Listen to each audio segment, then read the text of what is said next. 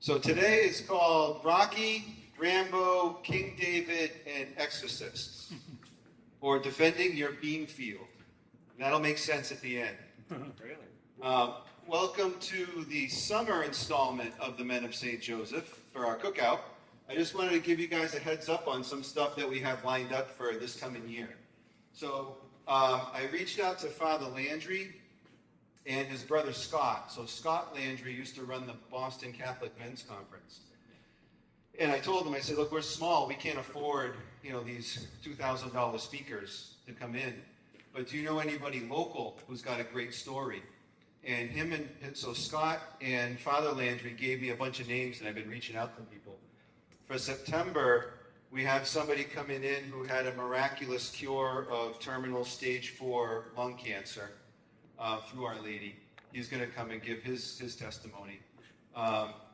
In October, we have one of the Franciscans of the Immaculate, who's a retreat master in Connecticut, is coming up to give us a talk on Our Lady. Later on in the year, we have a law professor who's argued partial birth abortion cases before the Supreme Court. He's going to come and do a talk for us. So we got some good guys lined up for this year, some exciting stuff. The hard part is we want to be able to offer them some kind of a stipend. So as I pass around the bucket, that's what that's for, to try to, we're not paying them, $400 or $500, but it'd be nice to give them $100, $200 as a thank you when they come.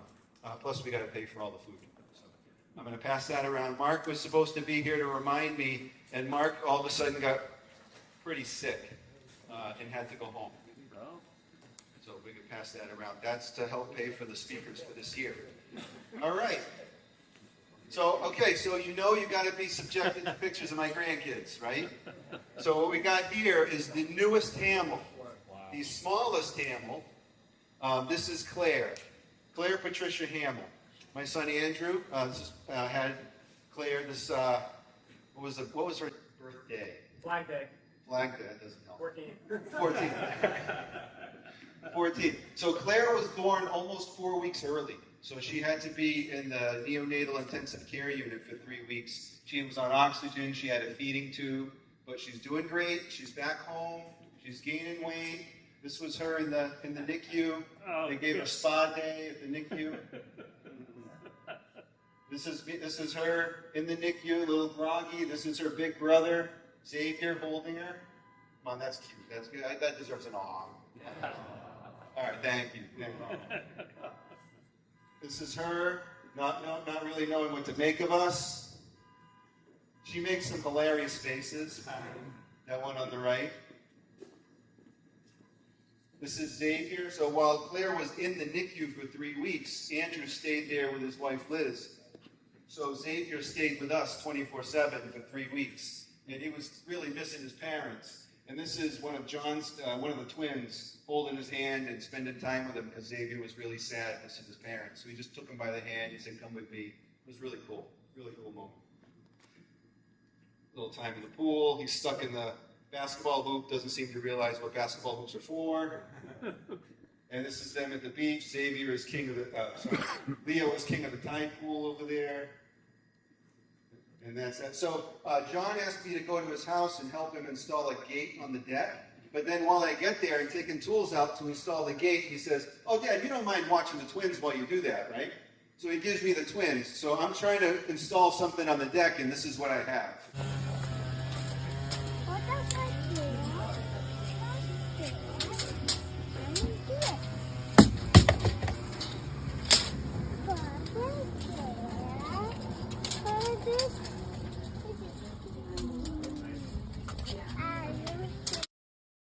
As Leo playing with the thing, he kept saying to me, "I can fix it.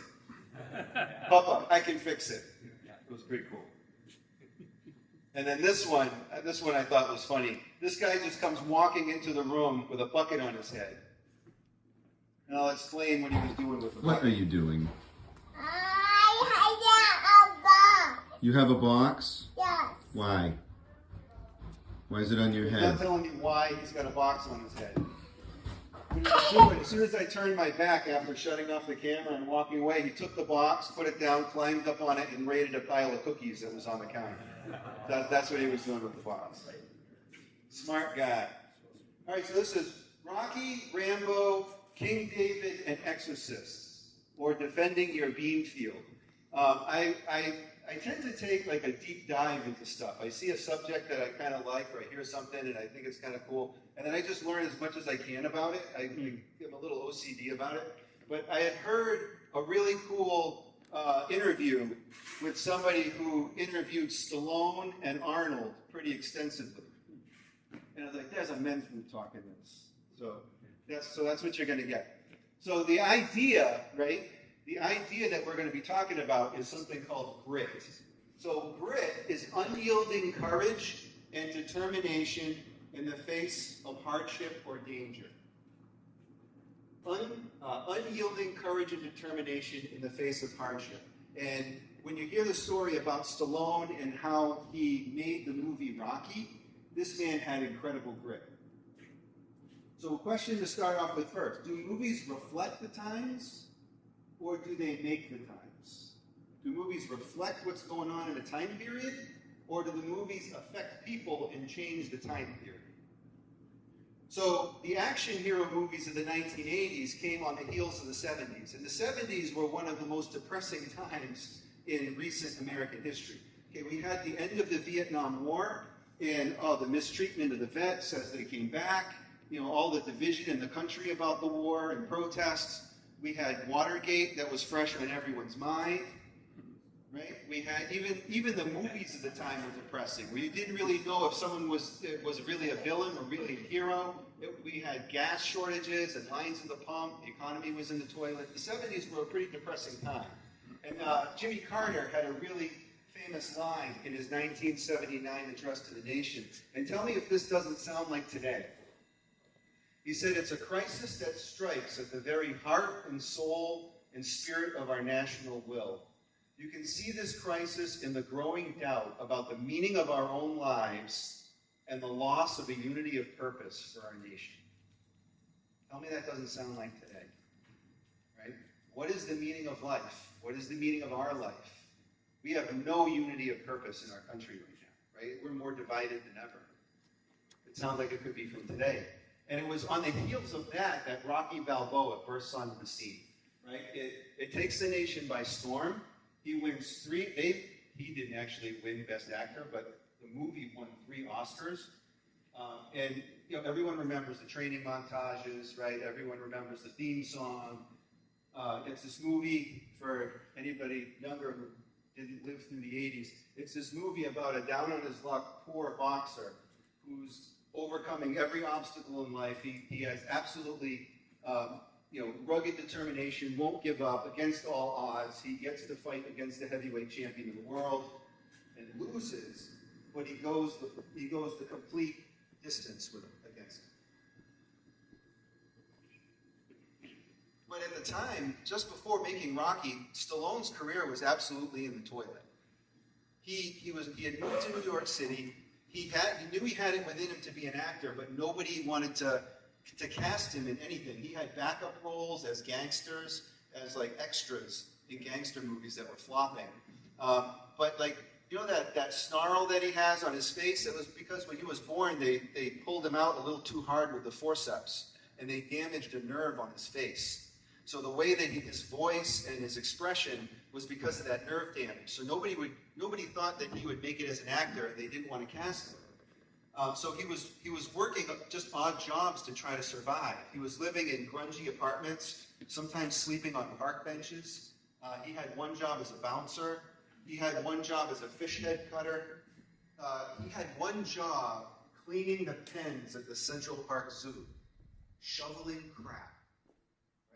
And he said, interestingly enough, lions can urinate accurately from 15 feet away. He was getting pissed on by lions every day. And he said he would smell so bad, nobody would stay in the same subway car with him, like when he got in the subway to go home. Right? They'd leave the car because he smelled so bad. And when I say home, he was going to sleep on a park bench. But he wouldn't give up. He would have he came to the realization that I'm not going to get any roles unless I write the script. So he had these marathon writing sessions where he would write dozens and dozens of scripts and take them to all these movie producers, and he would get rejection after rejection after rejection. Nobody wanted him until he wrote Rocky. He had been in a boxing match, and he saw this guy going the distance just getting pummeled, but not giving up. And he said, that feels like me. So he wrote the script Rocky, and one producer would take it, but they didn't want him to act in it. They said, we'll actually pay you $1 million to not act.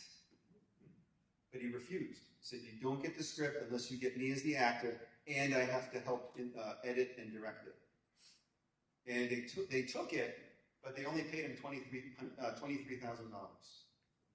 And he took it because he knew this was his only chance, right?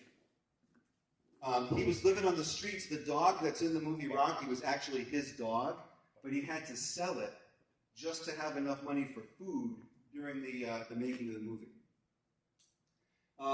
Remember I said he had to agree to be part of the editing. The actual directors were so frustrated with him because he wanted to be involved in every part of the movie. There's this one part of the interview where he's talking about the director just wanted to go home, and somebody says, hey, you got to get out of here fast. Stallone's coming in. He's like, so they grab all their stuff and they're trying to leave, and Stallone stops them in front of the door. He says, no, we got to work on this cut. We got to work on it. We're not done yet. He said, no, Sly, we got to leave. And Stallone literally picked up the director and put him back in the room and says, oh, we got to finish now. It's pretty cool. But why was Rocky so successful? Because the grit and the passion of the actor came through in the movie. He knew exactly how to play this guy because that's how he's been treated his whole life. The passion and the grit of the actor came through. And I thought to myself, it made me think of St. Paul, where he says, everyone competes in the game. Everyone who competes in the games goes into strict training. The better translation is that every athlete pummels his body to win a crown that will not last.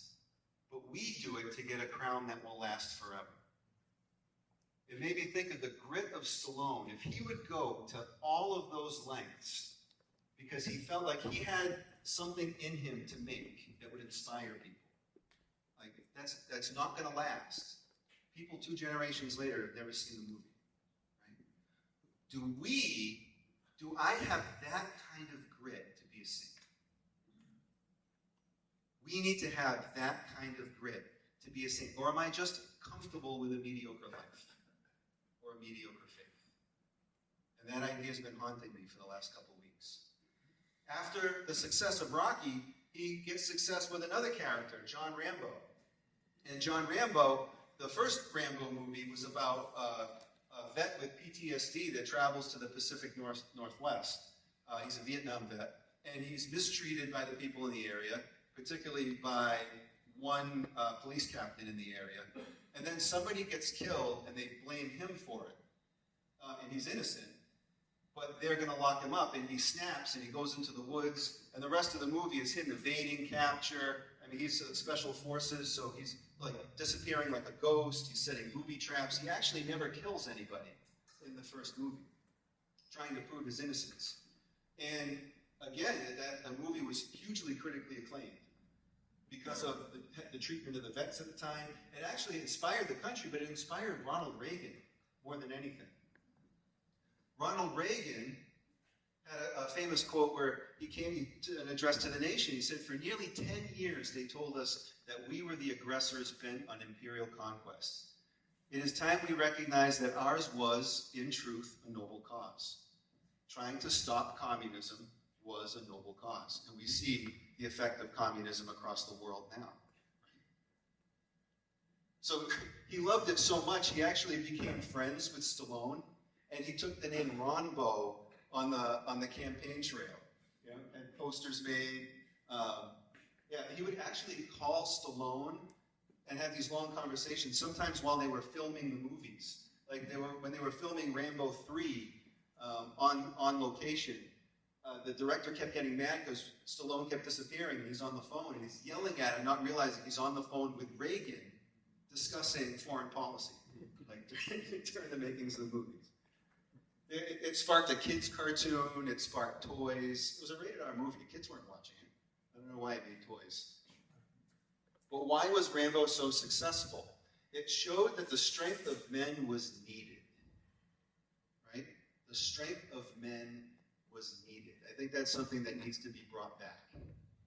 Movies today have pushed men out. The strength of men was needed to fight against evil, and communism at the time was seen as an evil. Okay, so into this same time period, Schwarzenegger comes out.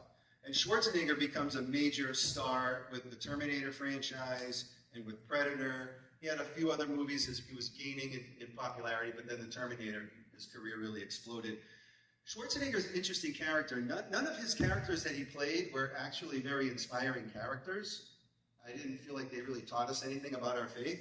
But Schwarzenegger himself is a really interesting guy. He actually was the son of a former Nazi officer.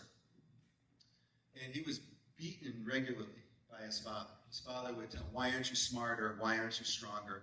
He grew up under that and became a weightlifting champion. He became Mr. Universe out of that drive to just be stronger than everybody. And he set goals for himself that I'm going to become the strongest man in the world. I'm going to win the strongman competition. I'm going to win Mr. Universe. I'm going to move to America. I'm going to become a real estate millionaire. I'm going to become a movie star. I'm going to become a powerful politician. And he wrote out how he was going to do all those things. And he accomplished every single one of those. He was incredibly driven. Right? He had this intense set of goals, and he actually achieved all of those goals. Anything that got in the way of those goals, he pushed away. Even relationships with women, he pushed away until finally he married into the Kennedy family, which was also part of his goal of becoming a powerful politician. So I'm not holding him up as a role model in all of his life, right? But everything that got in the way of his goal, he pushed aside. Do we do that?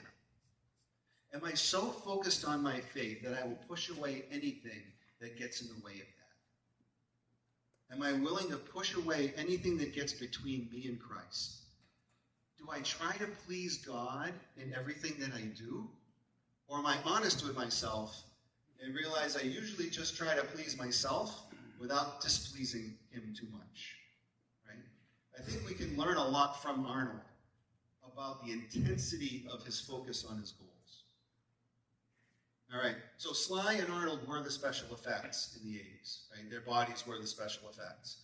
But then in 1993, Jurassic Park comes out, and CGI became king. And suddenly you didn't need the body of Arnold and Stallone anymore, right? A teenager could be super with CGI. Women could do incredible feats of strength and be super with CGI. And that's what happened. Well, into the 2000s, men got completely pushed out of the action hero roles. If you look at the movies right now, the newest Marvel movies, the heroes are all women. Right? And they have to rescue the men. In the newest Ghostbusters movie that came out, the cast was all women.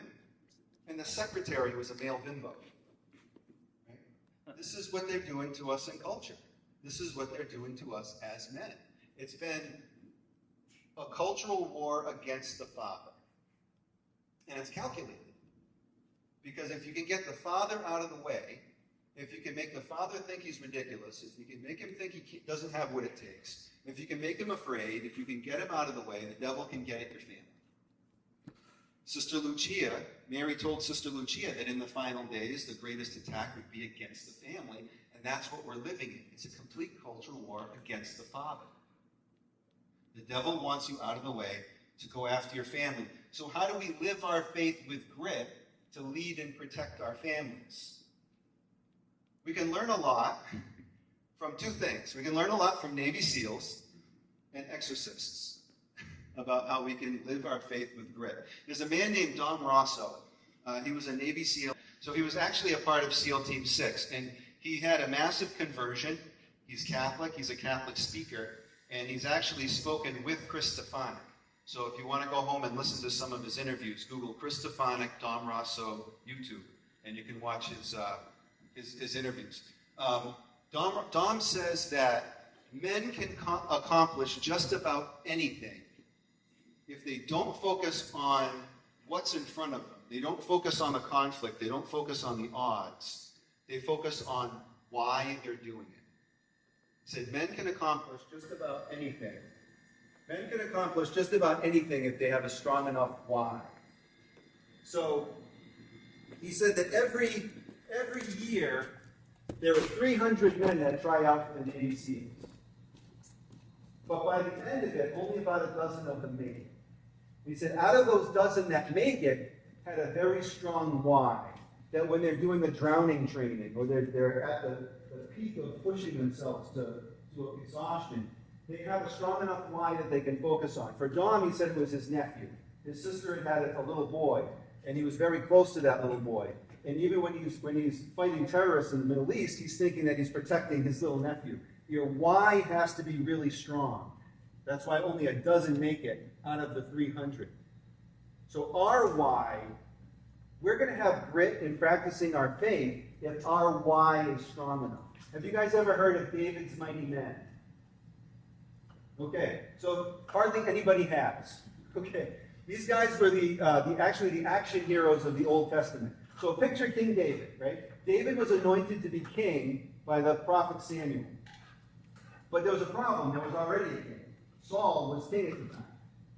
So God wanted David anointed even before Saul's death. Saul gets jealous and wants David dead. So David has to flee into the desert. And he sets up a stronghold in a cave in the desert, and 400 men come to his side. They're devoted to David. They love David. They want to fight with David. 400 men against the entire...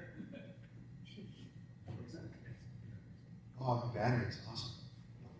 So 400 men against the entire army of Israel.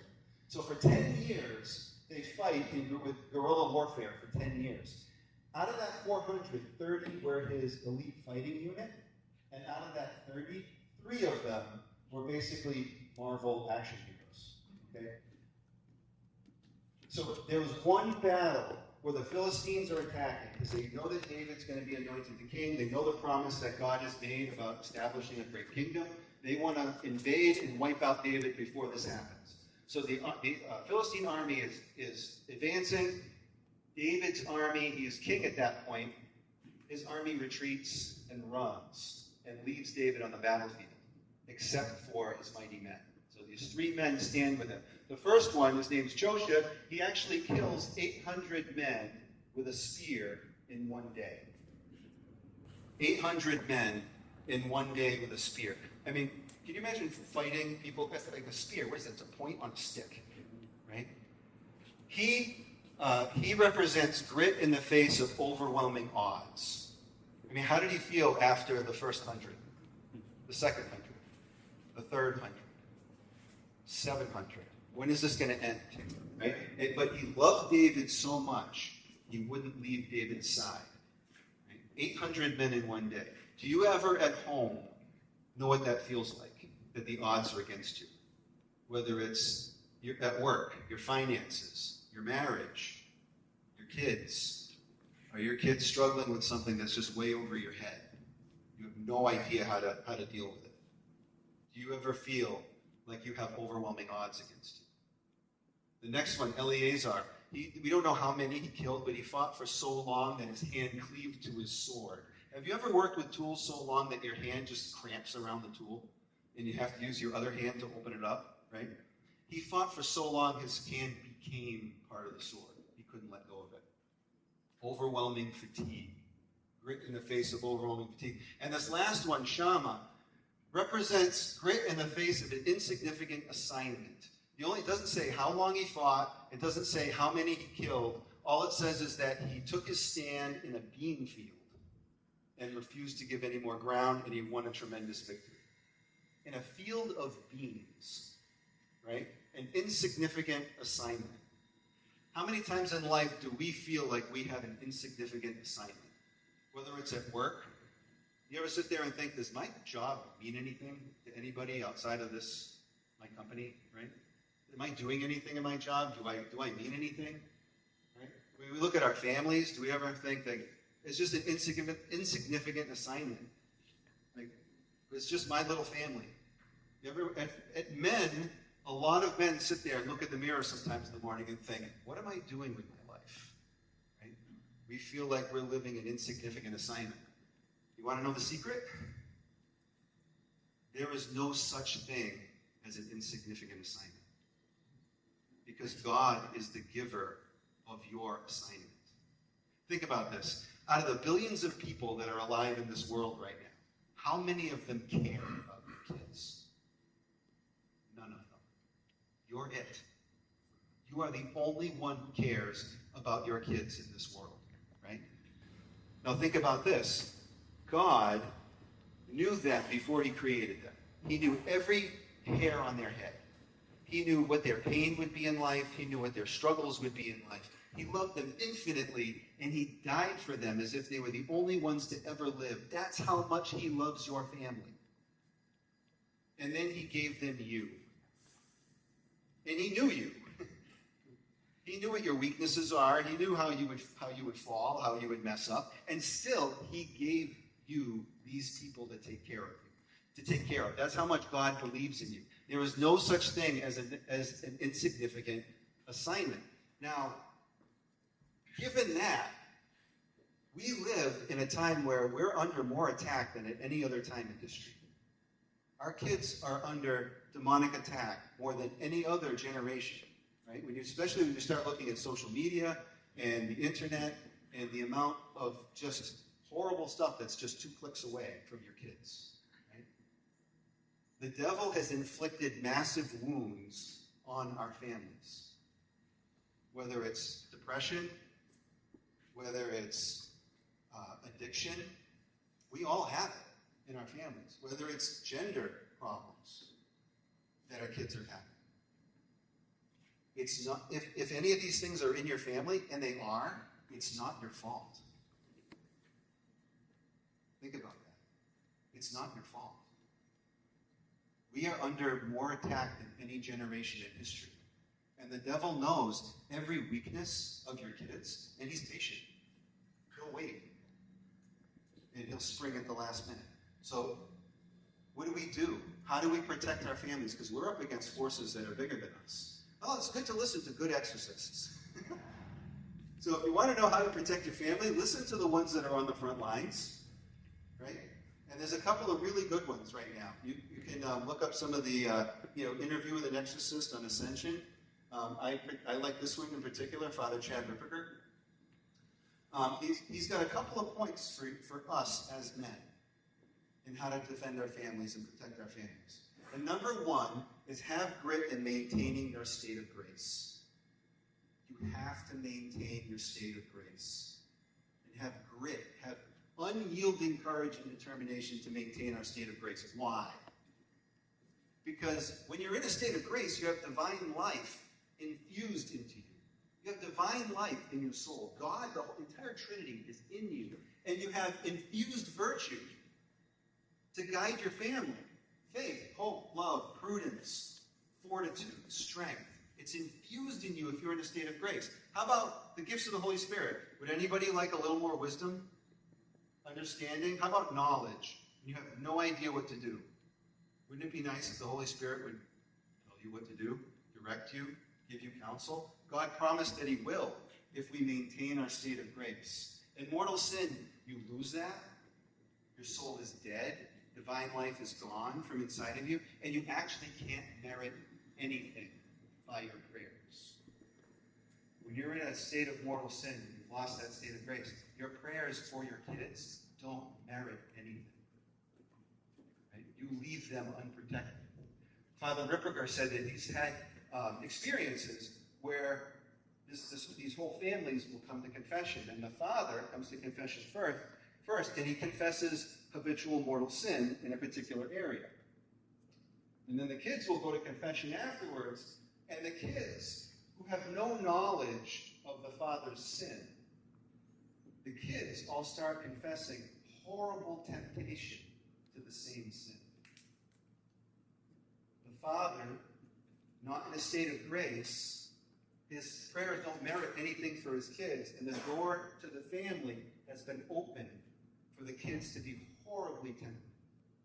So guys, number one, we have to have tenacity and grit to try to maintain a state of grace. Number two, have a strong prayer life. We have to pray. Prayer is hard. Prayer is manly. That's why Jesus prayed so much in the Gospels. We have to have a strong daily prayer life. Father Ripperger says, one of the greatest failings of men is that they'll protect their family physically and financially, but we fail to pray regularly to keep the evil one from influencing our family. Right? Blessed or servant of God, Don Dolindo Rotolo? He was a mystic who was friends with Padre Pio. He said, the decades of the rosary are like the belt of a machine gun. Every beat is a shot. Every affection of the soul is an explosion of faith that frightens off Satan, and Mary once more crushes his head. The rosary is like the belt of a machine gun. And he went on to say that our prayers as men are like heavy suppressive fire that keeps the evil ones off of our family. Prayer is manly. Prayer is hard. That's why Jesus prayed so much. He said, imagine the mysteries of the rosary. So coming from an exorcist, this was really interesting. He said, yeah, the rosary is a powerful weapon. We've heard that before. We all know that, right? Padre Pio said that. But he said the thing is when you imagine the scene in the mystery, what happens is the devil tries to fill your imagination. He has access to your imagination. He has access to your emotions, right? Because we're fallen creatures. He tries to get you to imagine pride, lust, and impurity. But when you meditate on the rosary, what happens is Mary comes to you, she prays with you, and she teaches you to pray. And she fills your imagination with God. And Father Ripperger says the demons will say, under command, they have to answer his questions, that Mary fills our imagination with God, and they flee. They flee our imagination. He said, and Father Ripperger said, if you can teach your children to meditate for 15 minutes a day on the mysteries of the rosary, they have an astronomically small chance of being influenced by the diabolic. Pretty crazy. Pretty crazy stuff. Work on attachment to sin. This one blew me away. Okay, so our attachments to sin make us weak. Do you know what the word effeminacy is, if someone's effeminate?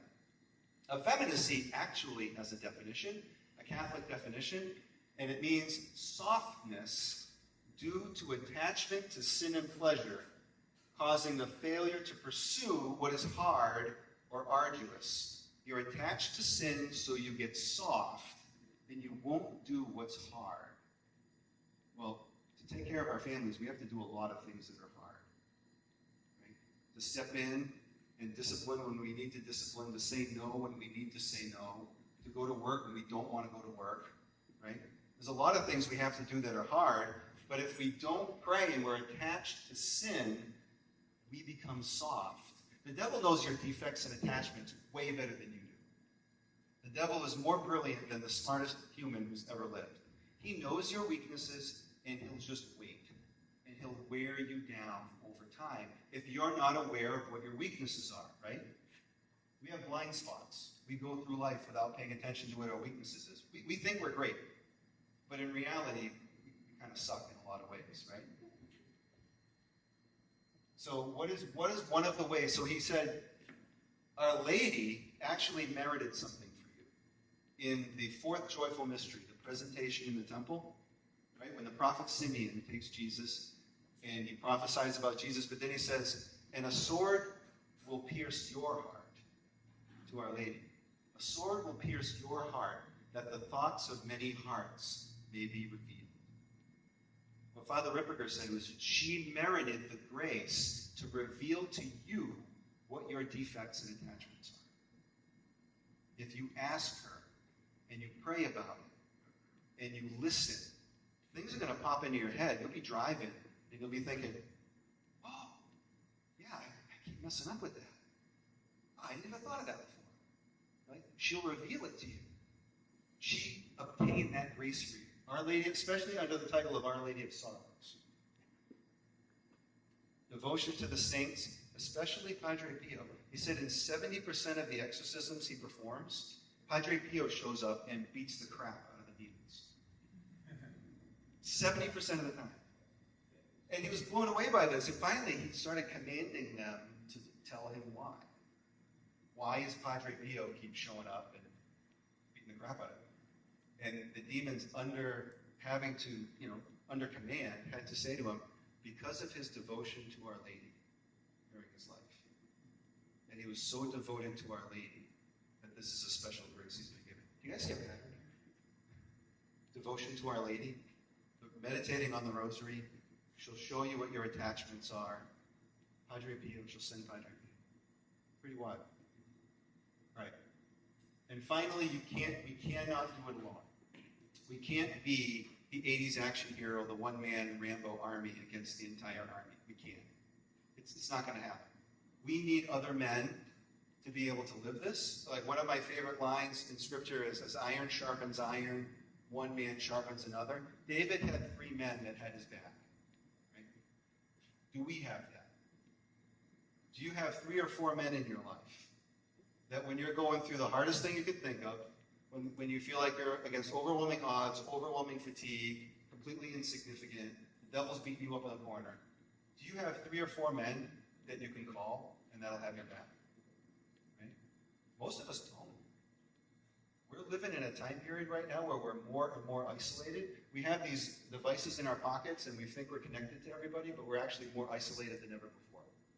There's something that I would like to see happen with our men's group is to have small groups of 3 or 4 or 5 guys get together twice a month, right? Whether it's for breakfast early on a Saturday morning when it doesn't affect our families. For me, that's like 6:30, 7 o'clock in the morning on a Saturday. Or if it's, any time of the day is later, better for other guys and they want to do it over a beer, it works just as well. But to get together with 3 or 4 guys and break something open, I'm actually trying to put together a series of short, like 10-minute videos on the Beatitudes based on like the original Greek translations of some of the words, and it doesn't mean what you think it means. Right? What you think it means isn't what Jesus was really saying. If anybody is interested in doing that, or you have some other book you want to do it on, let me know, and I can try to start putting together groups of guys that want to meet once or twice a month outside of this main meeting to try to become brothers. Right? We're not going to make it unless we're first brothers. So, all right, so that's it.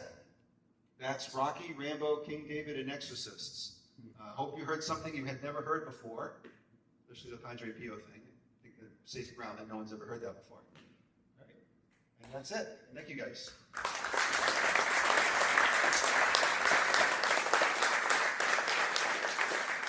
So we don't have any priests to hear confessions tonight, but we have Deacon Chris Paul, who's going to do adoration for us outside at the grotto. We're going to do 15 to 20 minutes of adoration, and then the night is over.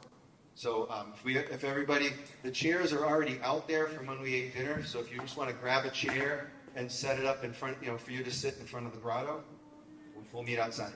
Thanks, man.